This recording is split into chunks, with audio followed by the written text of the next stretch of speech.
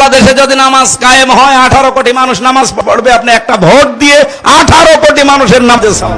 আমি জাহাঙ্গীরনগরে প্রথমে ছিলাম, চান্স পেয়েছিলাম প্রথমে ওখানে। আমি দেখেছি সকালবেলা কুলি করছে মদ দিয়ে। আমি প্রথমে জাহাঙ্গীরনগরে চান্স পেয়েছিলাম সাংবাদিকতায়। আমার তো সুরত সিরত যা, ওই ছাতায় তো পড়া সম্ভব না।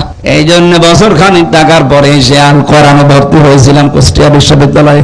আমি দেখেছিলাম ওখানে মানুষ ছাত্র মাস্টার্সে পড়ে, সকালবেলা মদ দিয়ে কুলি করে এরপরে বের হচ্ছে। এটা ছাত্র 16 বছর আজান দিতে দেয় মিসালেমরা। ছাত্রলীগের ভাইদের নাকি ঘুমের ডিস্টার্ব হবে, এজন্য ফজরের আজান হইতো না।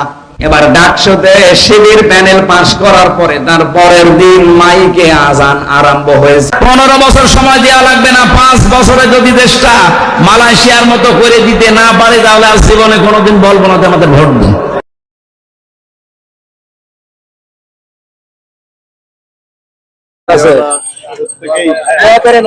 হ্যাঁ, দোয়া তো অবশ্যই করবো।